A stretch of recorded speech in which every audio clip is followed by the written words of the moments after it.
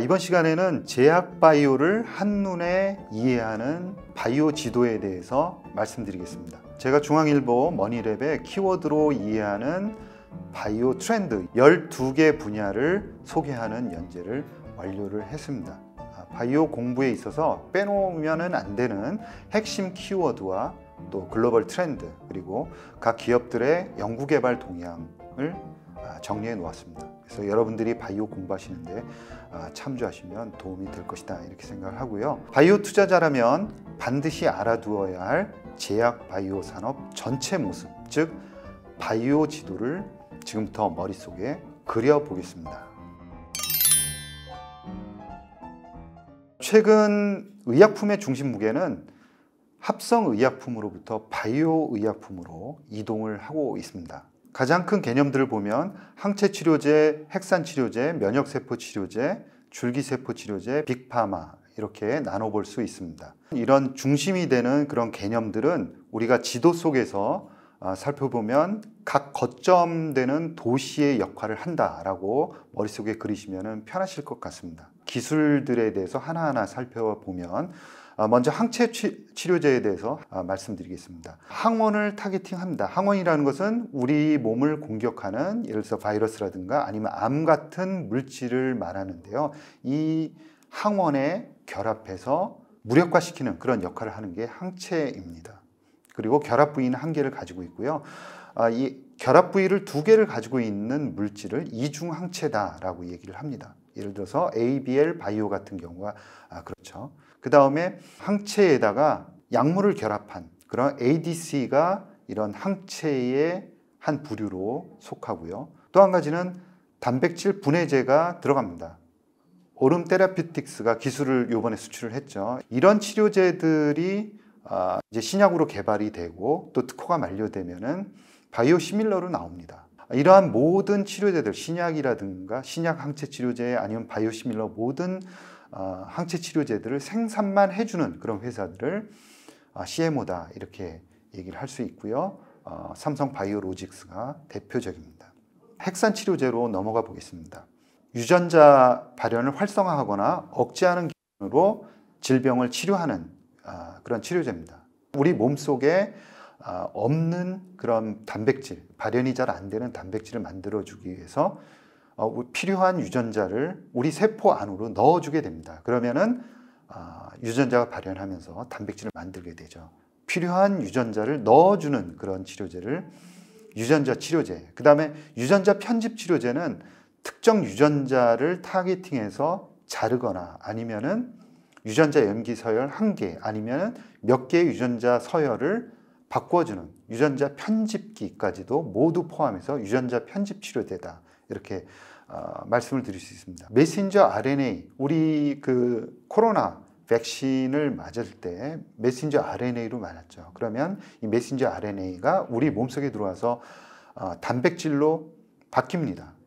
그리고 항원의 역할을 하고 있고요. 그래서 우리 몸속에 있는 면역 체계를 활성화시키는 그런 역할을 하게 되는 거죠. 또 한 가지는 siRNA입니다. 그러니까 유전자가 발현되면 메신저 RNA가 단백질로 변하는데 이 메신저 RNA가 단백질로 만들어지기 전 단계에서 이 메신저 RNA를 분해하는 역할을 하는 게 siRNA다. 이런 유전자 치료제 물질들을 정확하게 원하는 타겟으로, 조직으로 전달하기 위해서는 전달 기술이 필요합니다. 그래서 약물 전달체를 전달하는 기술, 백신을 우리 몸속에 전달할 때 LNP라는 그런 전달체를 사용을 했는데요. 이렇게 LNP라든가 AAV 같은 전달체들이 핵산 치료제 안에 포함이 되겠습니다.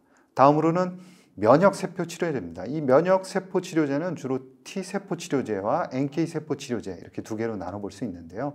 T세포 치료제는 예를 들어서 CD19이라든가 또 BCMA 같은 암세포의 특징을 나타내는 그런 단백질 항원을 타겟팅하는 CAR-T들이 개발이 되어 있고요. 지금까지는 한 6개 정도의 혈액암 치료제로 개발이 되어 있는 상황입니다. 아직까지는 고용암 치료제로는 개발이 되어 있지 않습니다. 열심히 연구들을 진행하고 있는 그런 상황이고요. 두 번째는 NK세포 치료제인데 NK세포 치료제는 아직까지는 개발된 적이 없습니다. 그래서 우리나라의 GC셀 같은 경우가 임상 2상을 현재 진행을 하고 있는 그런 상황입니다. 다음으로는 줄기세포 치료제입니다. 줄기세포 치료제는 우리 몸속에 상처가 나거나 아니면 세포가 죽으면 그 세포를 대체해야 될 텐데요. 예를 들어서 우리 몸에 상처가 난다 그러면 그 상처난 세포를 대체하기 위해서 이 줄기세포가 그 세포로 분할을 합니다. 모습을 바꾸는 거죠. 그래서 그 상처난 세포를 대신하게 되는 거죠. 이 줄기세포를 구별할 때는 분화할 수 있는 세포가 몇 개로 제한되어 있느냐 아니면은 만능이냐 모두 다 분화할 수 있느냐로 해서 구분을 할 수 있습니다. 그래서 성체 줄기세포는 분화능이 제한되어 있다라고 보시면 되고요. 중간엽 줄기세포 치료제가 상당히 개발이 많이 되고 있고 또 조혈모 세포 치료제, 제대열 줄기세포 치료제들이 개발이 되고 있습니다. 그리고 만능 줄기세포 치료제로는 배아 줄기세포와 또 유도만능 줄기세포가 연구가 되고 있습니다. 그런데 이 만능 줄기세포 치료제는 향후에 발전 가능성이 굉장히 많다 그리고 높다 이렇게 볼 수는 있습니다. 그러나 배아 줄기세포 같은 경우에는 아무래도 윤리적인 문제가 있고요. 그 다음에 또 이 만능 줄기세포가 가지고 있는 그런 그 위험성, 왜냐하면 어떤 세포로도 분화가 가능하기 때문에 암화할 가능성이 있습니다. 그래서 굉장히 더디면서도 조심스러운 연구들이 진행이 되고 있다라는 점을 말씀을 드리고 싶고요. 대표적으로 이 줄기세포 치료제를 개발하고 있는 우리나라의 업체로는 차바이오텍이 있습니다.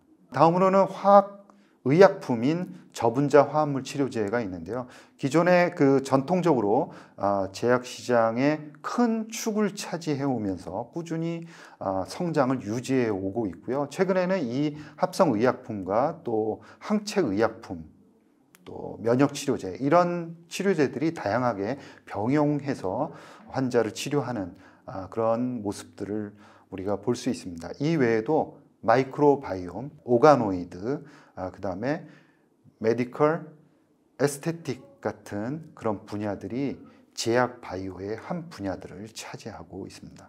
마지막으로 빅파마에 대해서 말씀드릴 텐데요. 이 빅파마는 막강한 현금 동원력을 가지고 있습니다. 그 다음에 마케팅 능력, 그리고 로비력 이런 힘을 가지고 앞에서 말씀드린 이 전체적인 다양한 물질들을 또 개발하거나 아니면 외부로부터 기술을 이전해 와서 후기 임상을 진행을 합니다. 이 후기 임상을 진행하기 위해서는 대단히 큰 자금과 또 노하우가 필요하거든요. 어떻게 보면은 이 제약바이오의 주인공이면서도 조절자이면서 또 실행자다 이렇게 표현을 할 수가 있겠습니다. 예를 들어서 노보노디스크의 비만 치료제 위고비 메가 블록버스터로 이제 성장을 해 나가고 있죠. 마운자로도 마찬가지입니다. 일라이릴리 빅파마라고 볼 수 있고요. 또 우리가 잘 아는 미국 머크의 키트루다 같은 그런 치료제들은 벌써 우리나라 돈으로 20조 원 이상의 매출을 올리는 메가 블록버스터로 성장을 하고 있고요. 이외에 또 아스트라제네카의 에너투라든가 또 버텍스의 트리카프타 이런 블록버스터 그리고 또 메가 블록버스터를 창출함으로 인해서 또 거대한 현금을 또 빨아들이고 이 자금으로 다시 기술을 또 사들이거나 아니면 마케팅을 해서 원활하게 이 산업을 이끌어가는 역할을 빅파마가 하고 있다라고 보시면 될 것 같습니다. 지금까지 바이오를 한눈에 조망할 수 있는 그런 바이오 지도에 대해서 설명을 드렸는데요.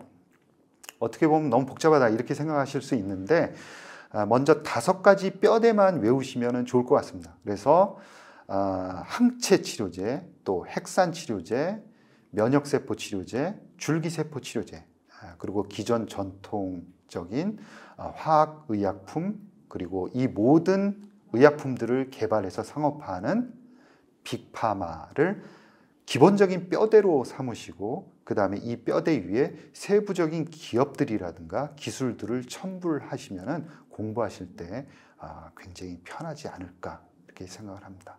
여러분 경청해 주셔서 감사합니다.